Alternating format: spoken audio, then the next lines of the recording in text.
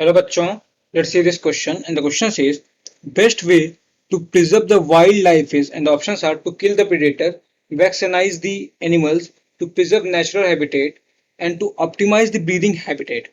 Breeding habitat पहले हम लोग इसका की कंसेप्ट देखते हैं। इसका की कंसेप्ट है conservation of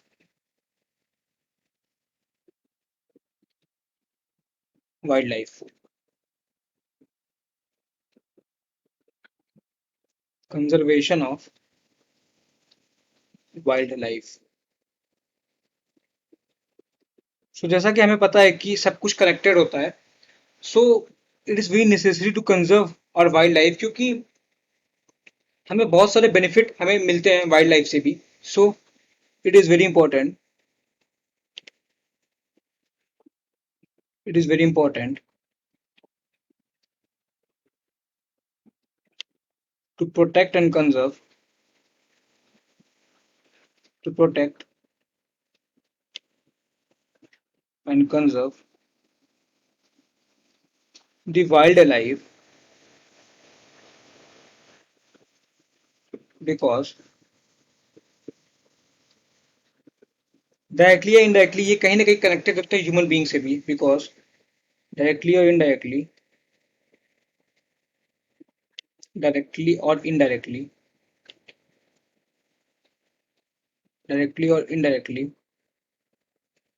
indirectly they are useful to us, they are useful to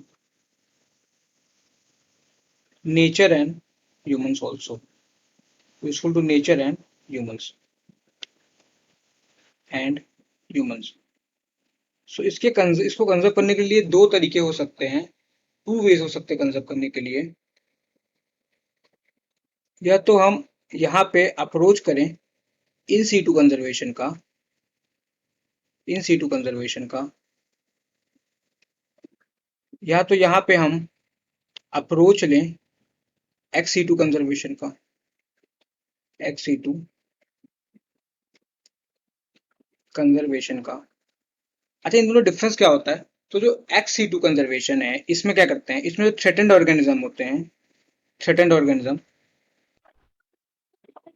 THREATENED, जो थ्रेटेंड ऑर्गेनिजम्स होते हैं उनके उनके नेचुरल उन्हें उनके नेचुरल हैबिटेट से निकाला जाता है। Threatened organisms are taken out, are taken out from their natural habitat, from their natural habitat and given extra protection, and given extra protection। ये है एक्स सीटू कंजर्वेशन। अच्छा, इन सीटू कंजर्वेशन में क्या होता है? इन सीटू कंजर्वेशन हम लोग पूरे नेचुरल हैबिटेट को ही कंजर्व करते हैं किसी वाइल्ड लाइफ को कंजर्व करने के लिए। मतलब we conserve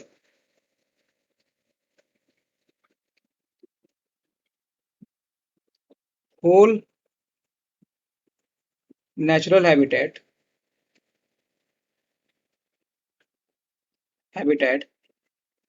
to conserve wild life, to conserve wild life. जैसे इसका एग्जांपल हो जाएगा कि वी कंजर्व, जैसे कि इसका एग्जांपल हो जाएगा वी कंजर्व या वी प्रोटेक्ट, कंजर्व नहीं प्रोटेक्ट लिखते हैं, we protect whole forest, we protect whole forest